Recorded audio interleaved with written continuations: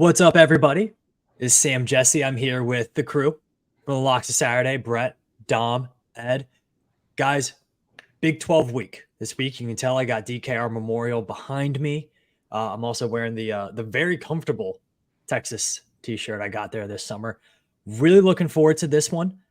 This is week 2 of our previews. Last week, we did the Pac-12, which could be the most interesting conference in the country and certainly one of the most competitive. So if you haven't heard that one, go ahead and check that out. That is on our Spotify page, as well as the Sons of Saturday YouTube page if you want to see our beautiful faces and these awesome backgrounds we got. We're going to do Big 12 tonight, like I said. Next week, SEC. Week after that, we'll have the Big 10, and then we'll round everything out with the ACC before looking at a more national and week 0 preview. Week 0 is coming up, guys. Pretty darn quick. As always, check us out on Twitter at Locks of Saturday, or X, I guess is what they call it now. And you can also check us out on TikTok at Locks of Saturday. We have a lot of awesome stuff going on there. We're doing some win-loss totals, some clips from the pod. We'll have a lot of other content on there this fall. That'll be our main focus of social media. So definitely look out for that on TikTok at Locks of Saturday. And as always, the Locks of Saturday is brought to you by the leader in daily fantasy sports, Prize Picks. Dom, you're a big Prize Picks guy. I dabble. You dabble. One awesome thing that I've loved about Prize Picks, and if you're new to it or haven't heard of it is not only the leader in daily fantasy, but it is the leader in college sports fantasy. If you want to take Quinn Ewers over passing yards, this is the place to do it. If you want to take, I don't know, give me another Big 12 player. Dylan Gabriel over passing yards is probably another safe bet. Dylan Gabriel over passing yards. Oklahoma will have to score a lot of points. We'll get into that this year. You can do that on Prize Picks. It is the leader in daily fantasy. Dom, what is the code that the good people can use? Use code Locks of Sat, all caps. All caps, Locks of Sat. That will get you a matched deposit. Your first deposit matched up to $100. You put in $50. Prize Picks is going to say, hey, we're going to give you another $50 in daily fantasy. So Prize Picks app, download it now. It is legal in most states in the United States now. Use code Locks of Stat. That'll get your first deposit matched up to $100. Guys, Big 12. A lot of changes for the Big 12. 4 new teams. And I guess you could say some teams that usually are pretty good that are looking to have down years. You know, I think we don't really know what we're going to get from a lot of these teams. And there's also 2 of the teams that led the pack and played in the championship game last year really kind of came out of nowhere. I mean, we thought they were going to be good, but we didn't think they were going to be that good. So questions, can Kansas State and TCU repeat? How will the 4 new teams do? And of course, the number one topic is always the team behind me, the Texas Longhorns. So I really like how we're starting these off this year with the game of the season. Like, what's the one game that you think is going to determine every game? Like, what was the tipping point in the schedule when you looked at it, Brett? For Big 12, I mean, to me, it's got to be the Red River rivalry this year. It's the last year that it's going to be happening, if I'm correct, right? That's technically going to be happening. Or they say because they won't be playing each other every year in the SEC. Is that correct? Are they the guaranteed rival? They got to be, right? I mean, I would figure, but I thought I saw somewhere not. Anyway, regardless of what happens next year, this year it's definitely the biggest game on the slate for the Big 12. I'm sure I'll have some similar answers going into this. I mean, it's far and away probably the 2 best teams this year. The Big 12 last year shocked a lot of people, obviously, with TCU going to the national championship.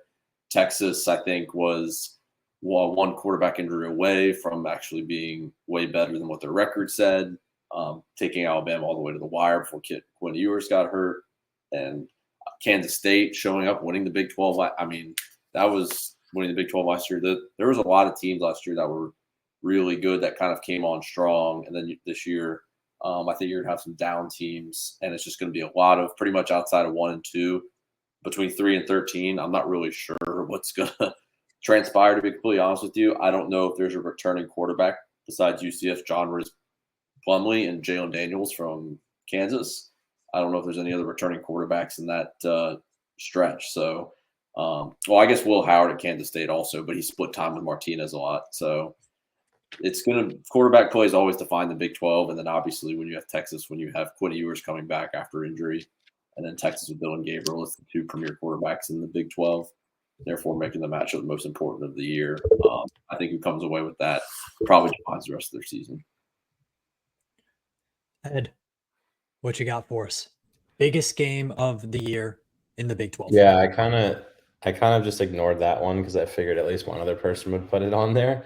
But I mean, unfortunately for the Big 12, the biggest game of the year in the conference is only one conference member is in it. Week 2, Texas, Alabama is a pretty awesome game. But in terms of Big 12 only matchups, Texas at TCU in Week 11 is one that I think could have really big implications a little bit later in the year. If Texas does a good job of clearing some early hurdles and getting to that game, it could obviously have some really big implications in a hostile environment within the state. Sonny Dykes obviously had a fantastic year last year. They'll probably take a step back. They have to replace a lot, particularly on offense, including quarterback. But I think TCU could definitely be a hurdle that Texas is going to have to clear late on in the calendar if they want to win this conference. So I've got my eyes on that one for game of the year in terms of implications. Dom, there's a lot to choose from in here. And I think part of it is also that Texas has all of the contenders also for the title on their schedule. They have TCU, they have Oklahoma, and they have Texas Tech. Yeah, a lot of good games, but I also went with the Red River Showdown. So me and Brett on the same boat here. I think that, these are the two teams that have the most talent in the conference by far, and they have the best chance to win the Big 12. But I think that this game is not only important for the layout of the Big 12 championship, but also the SEC just moving forward in the coming years. Whatever team wins this and then the Big 12 possibly will have more momentum to win and then make an impression on the SEC teams they're going to be competing against next year. It could be pivotal for recruiting, funding as they try to make that jump to play that harder competition. I believe it's the game of the year, not only because of the talent, but just the impact moving forward it could have on college football in general. Yeah, and especially since Texas beat Oklahoma 49-0 last year. That never happens in that rivalry. So yeah, that's a terrible look for Oklahoma. If they get blown out like that again going into next year, that's not going to be good for them. Yeah, we're going to talk about Oklahoma. Excuse me. I think they're one of the more interesting teams in this conference coming off of what was a really down year for them. And a lot of close losses, but the schedule is really, really interesting for Oklahoma. We'll get into that. For me, I think it's not only just one matchup. It's really a whole weekend. Week 11, which is about November 11th. You have a lot of really, really interesting games on this schedule.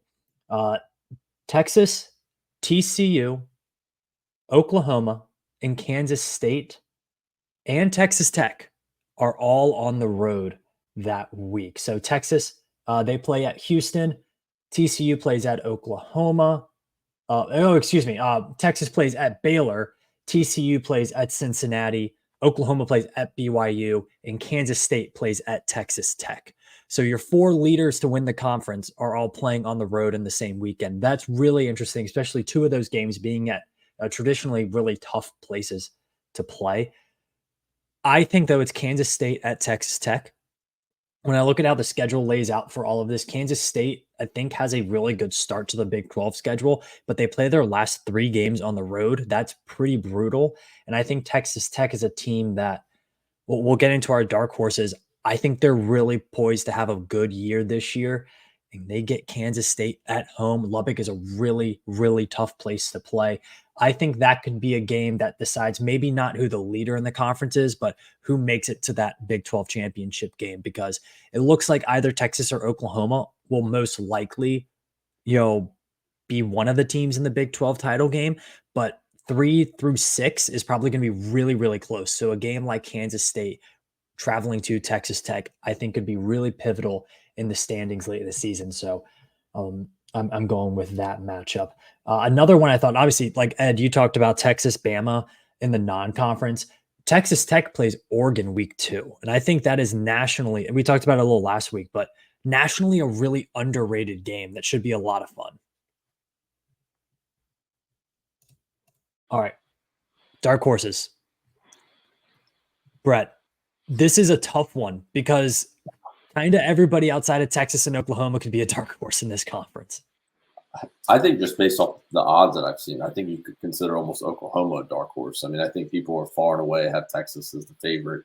Anyway, I'm not going to do that just for the sole fact that they are the top two teams, and picking the second team isn't defined as a dark horse. But I think there's actually some money on Oklahoma just because Texas is so far and away the favorite, and you never know what you're going to get with Texas or Oklahoma. So, but anyway, my real dark horse I think this year is going to be. I agree with Sam here. I think it is going to be Texas Tech. I think that last year they really came on strong towards the end of the year.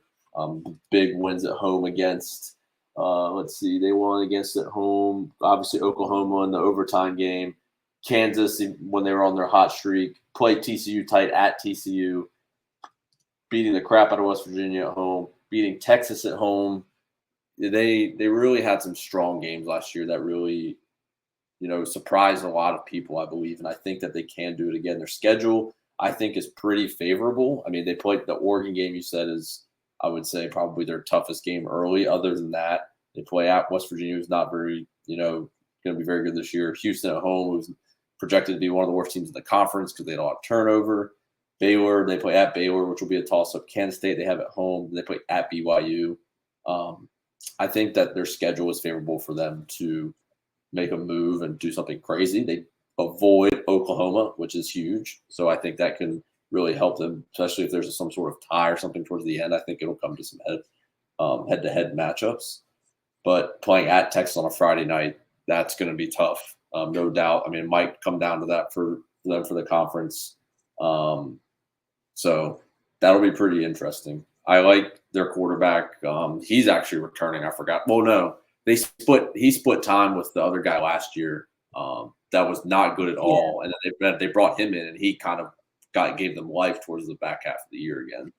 Tyler Shuck. Tyler Shuck. Who was the guy that played him? Oh, Donovan Smith. That's who it was. Yep.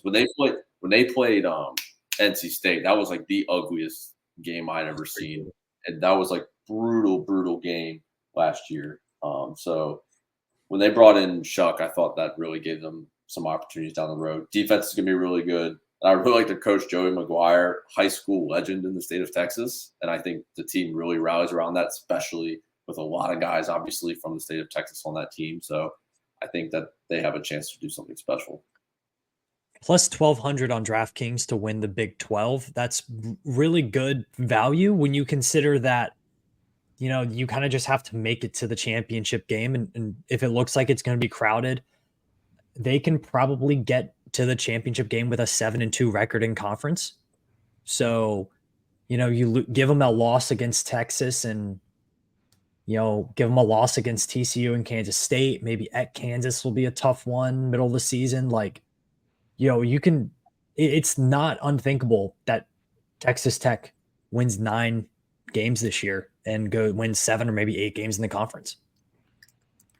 Yeah, I'm not going to beat this point to death. I have Texas Tech as well. Okay, because that's who I have as well. So yeah, I have them as well for all the reasons Brett said. They ended the year winning 4 straight games. Returning quarterback is always something that you want to look for in terms of this kind of conversation. So I'm not going to belabor the point too much. I'll kick it over to Dom. Although I think he might have the same answer based on his body. Yeah, unfortunately, I also have Texas Tech. Texas Tech. Well, they're not. See, this is proof that we don't talk before. Yeah. I'm glad the boys are on the same page. Podcasting.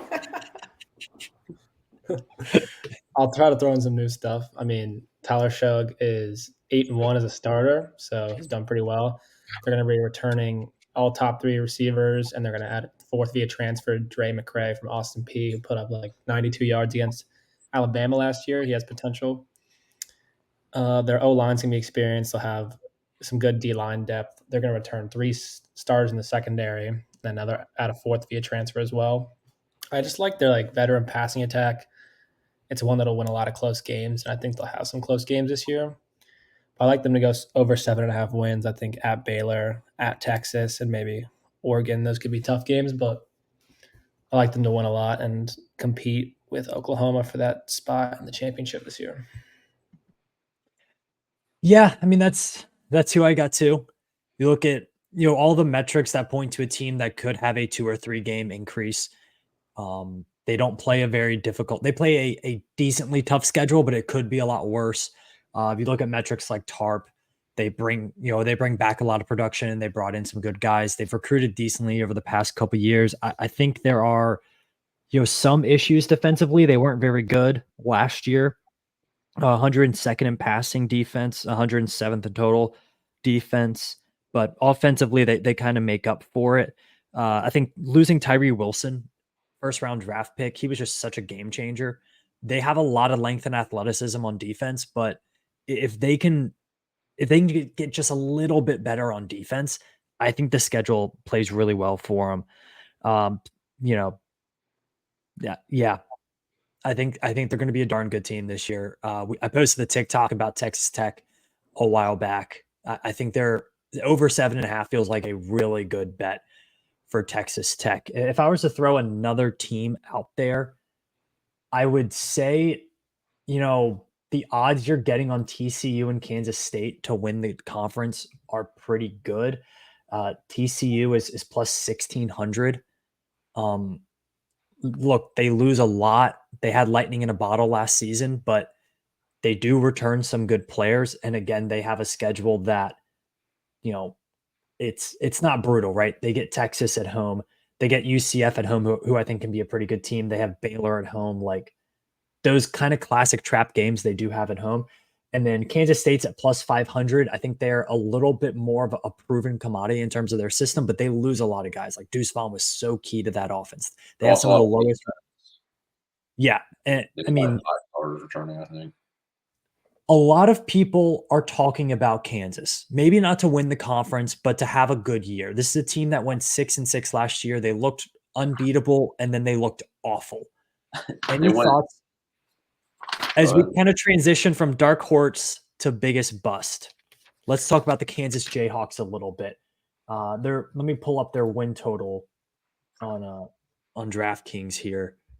But I'm interested to hear what y'all think about Kansas. The over/under for them is set at 6, with favoring the over. Yeah, Kansas is interesting. I mean, they obviously have a potential All-American quarterback in Jalen Daniels. To be completely honest, he's electric, and he really kind of the team where I would say rallied around him last year, and especially when they were on that hot streak, ripping off 5 wins in a row. Then they lost 6 out of the last 7. So I think they got exposed towards the end of the year that they started getting some injuries. They didn't have the depth, of a team that really is actually good. They were ripping off wins against, honestly not that great of teams. I mean, the win at Houston was probably the one because Houston had a pretty decent team last year. They thought that maybe they had something, and then beating Iowa State in a barn, like a 25-point barn burner, was, pretty, I would say they thought impressive at the time. TCU, they held TCU. They almost beat TCU. They were up 31-24, and then TCU ripped off 2 touchdowns in the fourth quarter. I think, what'd you say, was it 6.5? Or is it straight? 6. Straight up at 6, yeah. I think I don't know, man, because their schedule is pretty tough. So I think I'm going to have to lean under with them because if 6.5, I definitely would say under. I'm between pushing unders because of the sole factor schedule. They play Oklahoma and Texas. They play at some tough places. They play Kansas State at home.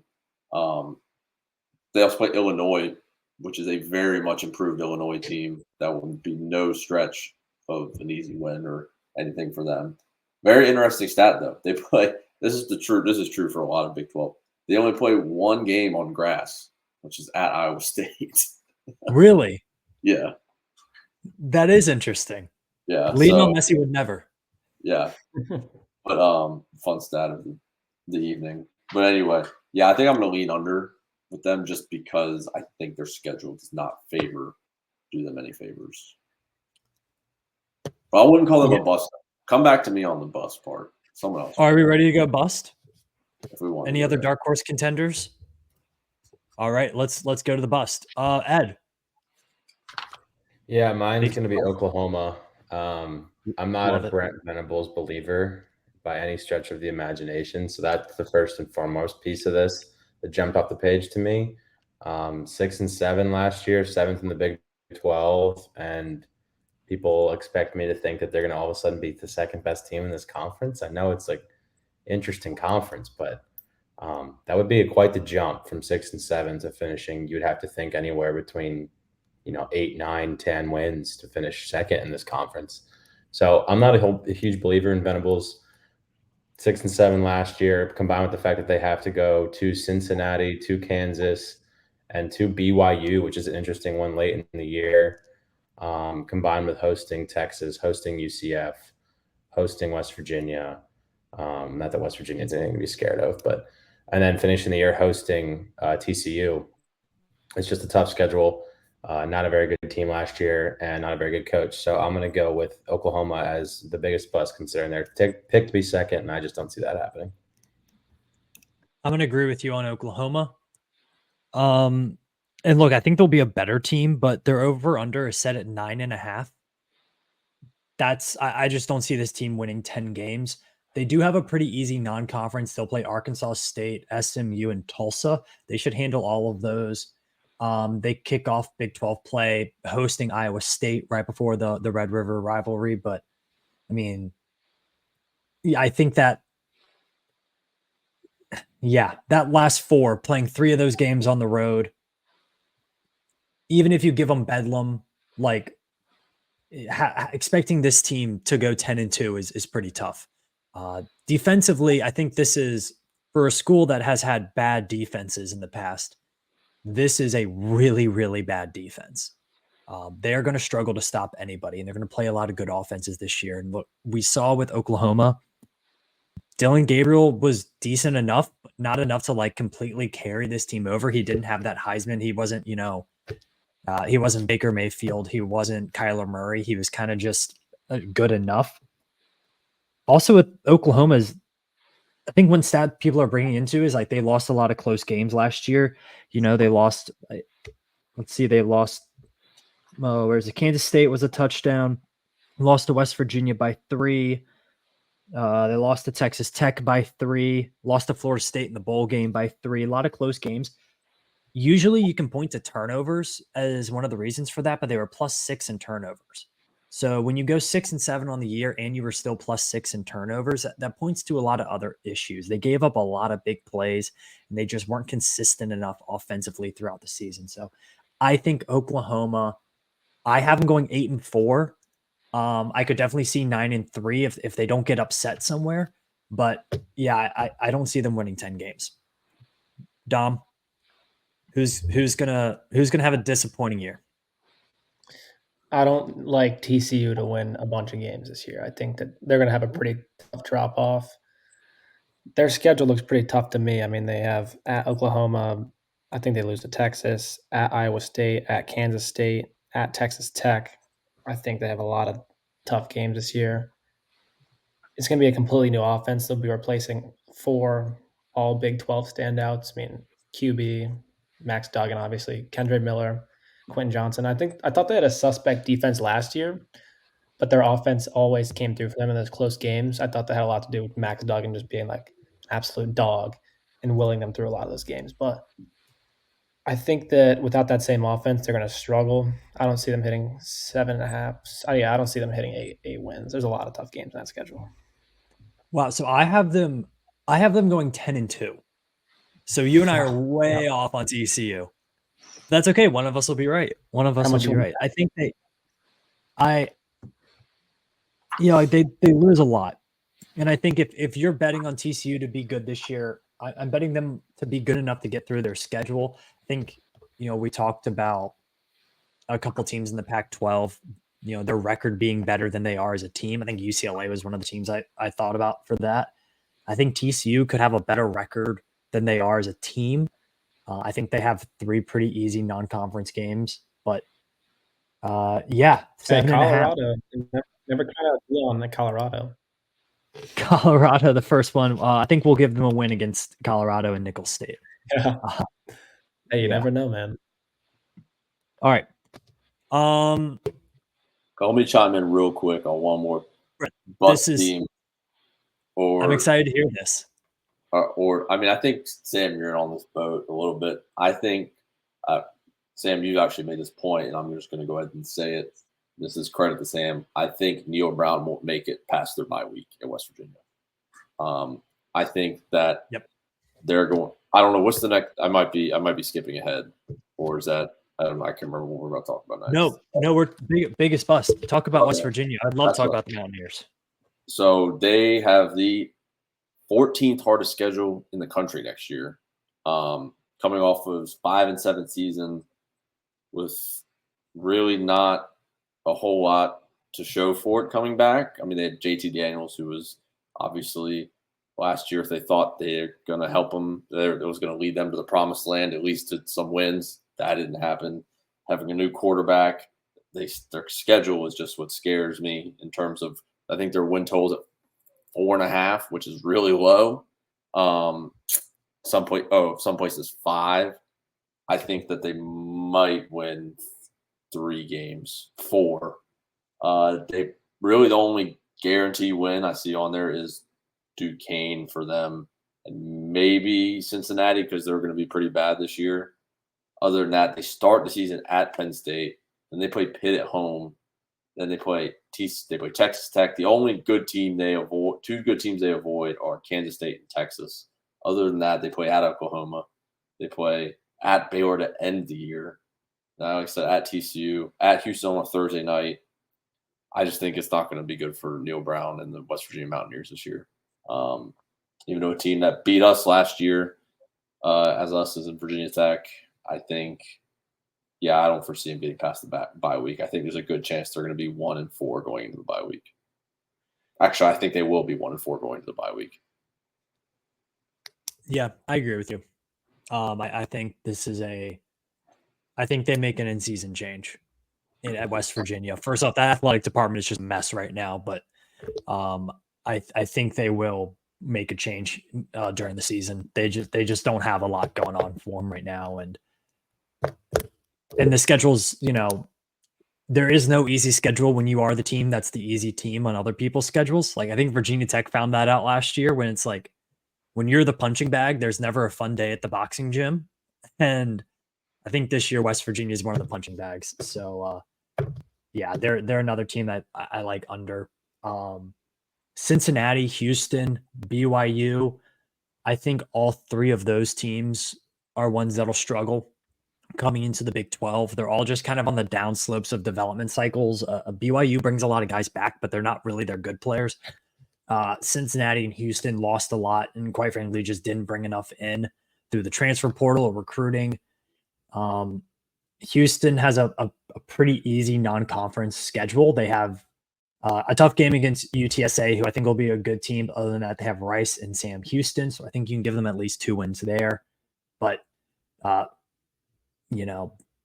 think all 4 of the new teams will kind of struggle. The best one of those, I think, will definitely be Central Florida. Interesting non-conference games: Central Florida and Boise State in week 2 in Boise, Idaho. I think that's going to be a really fun game. All right. Talked about some negative. Let's talk about some positive. Big 12 champion for this one. Texas is the leader on the sports books at +105 on DraftKings, followed by Oklahoma and Kansas State.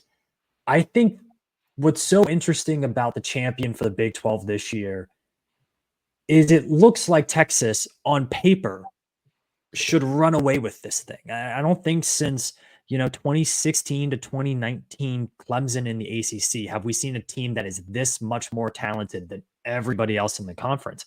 But then again, Texas does Texas things, and that doesn't always work out. So, Ed, is Texas going to finally fulfill their destiny and win the Big 12?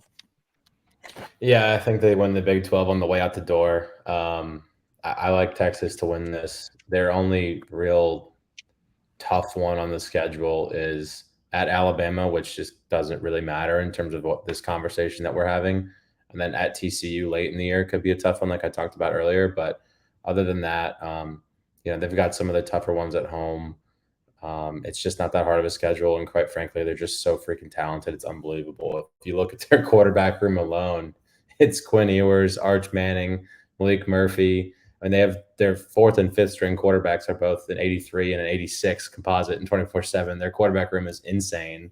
They're just so talented. It's like that at every position for them, and I find it hard to believe that they aren't able to pull it out, barring some unforeseen situation.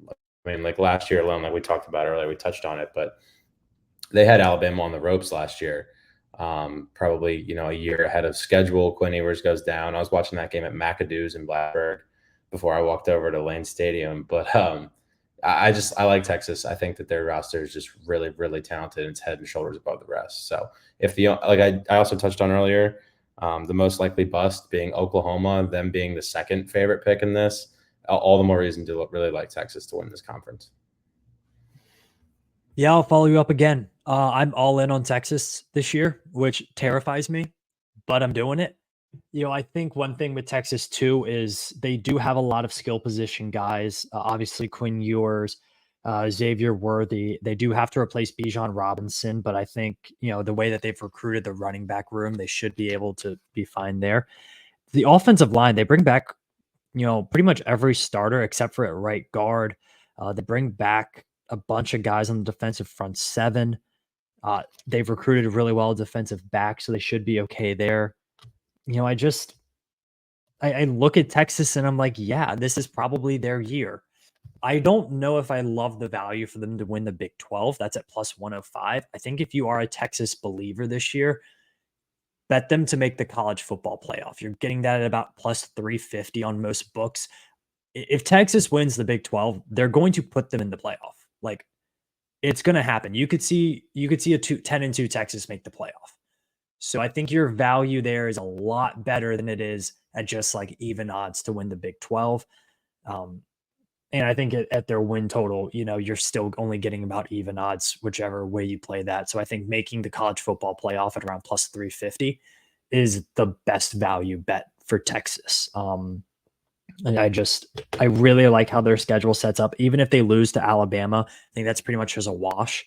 But Rice and Wyoming, they should handle that pretty easily. I think Baylor and Kansas as your two opening Big 12 games is a nice, run up there. And then ending it at home against Texas Tech, I think is a really tough game. I think that could be a preview of the Big 12 title game. But getting Texas Tech at home in that last game, I think is really, really key. Brett, who you got winning the Big 12?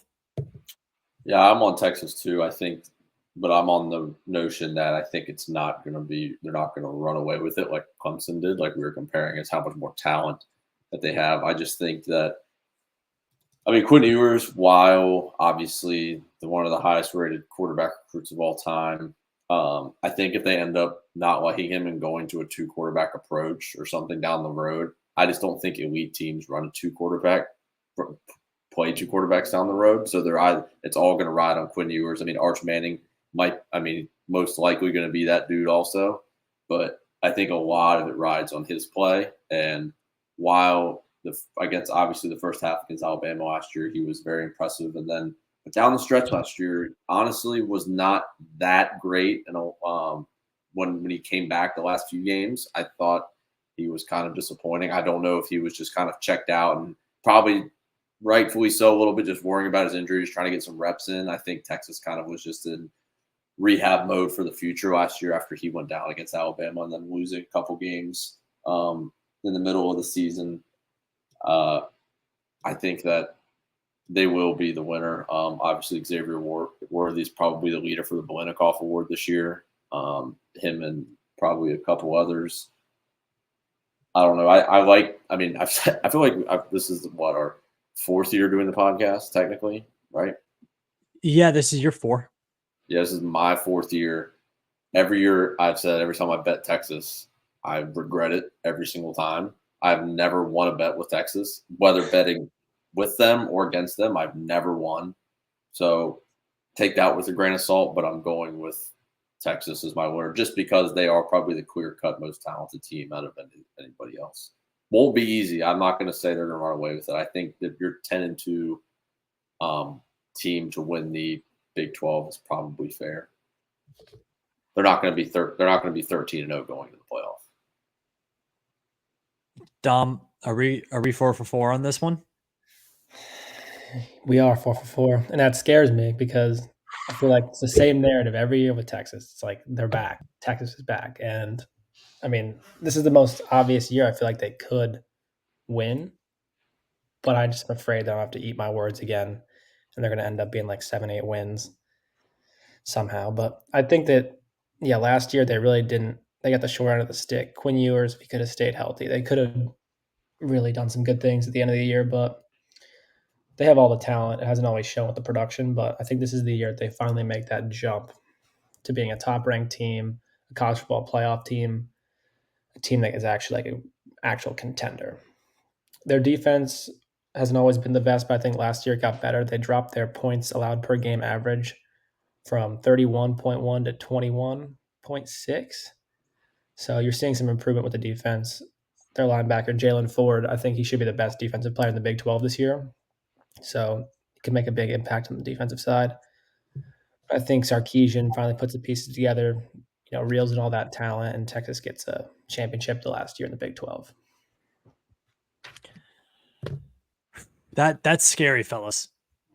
Very 4 for 4 loving Texas Tech, and then 4 for 4 loving Texas. That is a lot riding on November 24th, though. There is a lot riding on that day. I also think, if I was to pick, another game, that might be the biggest game of it. I mean, I think K-State, TCU, I think Texas Tech, Kansas State, Texas Tech, TCU. Like, there's a lot. Any game between those three teams is really big. But yeah, I mean, Black Friday, Texas Tech in Austin. That's going to be a really major game on the college football schedule. All right, this is the point where we go freestyle. I think there's a lot of freestyle opportunities with the Big 12 right now. I'll kick it off. Interesting one I found that we were talking about Texas Tech. On DraftKings, you can bet them at plus 500 to make the Big 12 title game. I think that's really good value considering how crowded it is going to be. I don't think you need, and even if you're betting Kansas State, even if you're feeling TCU, Baylor, whoever, I think in a conference that's going to be so congested, like, 2 through 6, I think you can get a lot of good value there. Texas Tech at plus 500, TCU plus 600, Baylor plus 650, even Kansas State at plus 240. I think you're getting a lot of value on what'll be a really crowded conference. And, throw two of those down there, you're probably going to make one of them. Yeah, one team we haven't talked about really with freestyle is Baylor. I don't think we've mentioned them one time today. I think they are a team that is being overlooked because of obviously recency bias with TCU and Kansas, what they did last year, and then Baylor going 6-7 last year, kind of falling under the radar after a crazy first year before that, year before that, or really the first 2 years with Dave Aranda. They returned quarterback Blake Shapen, and I think that's going to be helpful a lot. I think there was some competition with the transfer they brought in. I cannot remember his name right now, but I think returning him is going to be huge. And I like Dave Aranda as a coach. I think he was one of the better hires Baylor could have made at the time for sure. Their defense will be much improved under what Aranda's, what he's known for. I think that their win totals at 7. I like them actually over 7. I like them to get to 8 wins. They have a pretty favorable schedule, I'd say, especially the back half of the year. They play Long Island University. I don't know, never seen that before in my life. The Sharks. Go Sharks. Utah at home. That'll be a great way if they can win, which will be tough. If they can win. If they can win that game, that'll be a great way to catalyst the season. And then they have Texas at home, which I think is right. I think they play that as the weekend after Texas plays Alabama. Nope, 2 weeks after. They play Wyoming. So before that. But I think that's a potential trap game for Texas. Baylor at home, always tough place to play. I like Baylor over 7 wins this year for sure. Yeah, I think Baylor's a really tough team because, last year, I think there were some issues with just how tough they were as a team. I mean, they lost some games I feel like they shouldn't have lost. They lost at West Virginia, who wasn't a very good team. Lost to Oklahoma State by 11. Lost at BYU. BYU was a lot better last year. And then they just struggled down the stretch. They lost their last 3 and then lost in the bowl game against Air Force. So, team that I think just kind of struggled down the stretch last season. Always a tough team, but they got Blake Shapen back. So, yeah, that's an interesting one. I think if there's one team that another team I haven't talked about is Iowa State.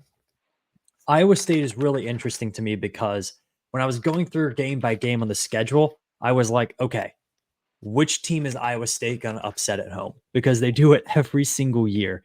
And they have a really interesting home schedule this year. They start with Northern Illinois, then they have Iowa, they get Oklahoma State, TCU, Kansas, and Texas at home. I think the team that they upset at home, I think they get most of those actually. I think they get Iowa and they get TCU at home. So I think if you're looking for a real surprise team, a team that could, eclipse their win total, a sneaky team that people aren't talking about, Iowa State. Hunter Deckers is a talented quarterback that they bring back. They'll be bringing back most of their starters. I believe they'll be bringing back 16 starters from last season. You know that they'll be good defensively. Offensively, if they can cut down on the turnovers, they'll be really good. They were -7 turnovers last year, and that's kind of what did it in for them. They had a 1-possession loss against Baylor. They couldn't make a field goal against Kansas. They lost by 1 point to Kansas State. They lost by 3 to Texas. So, I mean, lost by 6 to Oklahoma State, lost by 4 to Texas Tech. Like, this is a team that is 1 or 2 plays away in a lot of games from winning. So, I think Iowa State is a really interesting team. Their over-under is set at 5.5 on DraftKings. You can get the over at +105. I like that. I think this could potentially be a 7-5 team. Hunter Deckers, remember the name. I will say this. If Matt Campbell is really that good of a coach, people say, why is he still at Iowa State? I think maybe he likes Iowa State. I'm going to be honest. I think he has a good thing going. He's not going to get fired. And every 3 years, he can have a 8-9 win team. Fair enough. I wouldn't do it, me personally. But, yeah, I think, also, how much of it was just having Brock Purdy for a few years, They did kind of seem to have some. They found a few diamonds in the rough all at the same time. Breece Hall also. Breece Hall too. They found some diamonds in the rough. Ed, any fun ones out there for the Big 12? If Texas is going to be as good as we all think Texas is going to be, it's worth sprinkling a little bit of money on Quinn Ewers to win the Heisman. Yeah. I think if Texas is, like I just said, if Texas is going to be as good as we think, there's probably a little bit of value there. And then the other one that is just kind of fun and /funny and /depressing, if you're a West Virginia fan, is Penn State -20 week 1 against West Virginia. We'll just pile on our neighbors, You can't poop on them. I mean, really, if you look at West Virginia, they were bad last year. I mean, it's a Power 5 versus Power 5 game, and the spread is -20. Yeah, things are not well in Morgantown. That's all I'll say. Just thought we would throw a week 1 bet in there. That one's they're at the same spot right now that Virginia Tech was at with Justin Fuente coming off of the 2020 season. Yeah, I was about to say I wouldn't be surprised if Tech had a +20 line this year at some point. At Florida State. Yeah, probably. Depending on how the season. We'll get there. We'll get there, Dom. We'll get there in due time. We can only hope. Yeah, I agree with West Virginia. I think the vibes aren't good. And this is the season of positive vibes. Everyone's 0-0. So when you don't have positive vibes at this point in the year, that's not a great sign. I'm trying to feel another team we hadn't talked about. Cincinnati, the +2,700 kids. Cincinnati, we love them. I just don't think This is their year. New coach. They have one returning starter on offense, Yeah. and it's their center. And I think Satterfield's, I don't know what they were thinking with that hire. That's just me. I mean, he recruited sure at Louisville, but I mean, I don't, I'm still, that one puzzles me a little bit. Yeah, I mean, you're looking at 4-5 starters returning, not including a specialist. Well, the QB is Emory Jones, which is crazy, but I mean, that doesn't help the situation. I'm just saying. Yeah, I just think, development cycle, this is a down year. Down year for Cincinnati. They'll be back. They'll be fine next year. They'll figure it out. They always recruit pretty well. They develop guys. They'll be fine. We haven't really talked about UCF that much, I don't think. No, we haven't. Let's talk about the Golden Knights, Dom. Well, I think out of the 4 new coming teams, they're probably the one that has the best chance to come in and have immediate success. And then in like this year and the next coming years, they do have a returning quarterback, John Reese Plumlee, who I think he's pretty decent. But Gus Malzahn's been spending like the last couple of years just getting a bunch of transfer players. So I think that they could, if they have a good start to the season, they have a pretty tough first half playing Kansas State, Baylor, Oklahoma. That'll be a test. But if they can get through that with maybe 2 wins, there are a bunch of easy games down the stretch if they can survive that. So I don't know. They'll be a team to watch this year, I think. Also, our old colleague, Robert Irby, I don't think he's ever been more wrong about John Rhys Plumlee in my life. And he's been really right about some picks. Shout out Herb with the Kansas State pick last year. Kansas State last year. Among some other ones, but his take on John Rhys Plumlee, that one soured pretty fast. He ended up being really good. I think that UCF starts the season against Kent State, who will be the worst team in the country this year. They lost everything. They lost every player, every coach. Kent State might win a game this year. I don't know who Kent State has on their schedule. Let me pull it up real quick. I can get there real quick. Hold on. I already got there. Oh. Flipping fast. I think they'll beat Central Connecticut State, and then I don't think they win a game after that. So I think you're looking at a 1-11 team. I'll pull up the line for that first week 1 game, but I think UCF to win by 30 to 40 points against Kent State is a decent week 1 bet right there. How about BYU? Our good friends in Provo. One of the old adages on this show, if you were to make T-shirts, what don't you do when you go to Provo? You don't go in at night and expect to win. Nope, you don't. Unfortunately for BYU, I don't think they're a very good team this year. They return a lot of production and a lot of depth, but overall their talent level is pretty low compared to the teams they're playing. Keaton Slovis, as the transfer quarterback, really interesting.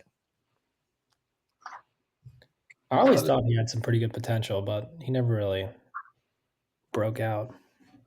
Yeah, I mean, he's one of a handful of high potential quarterbacks that just never really figured it out.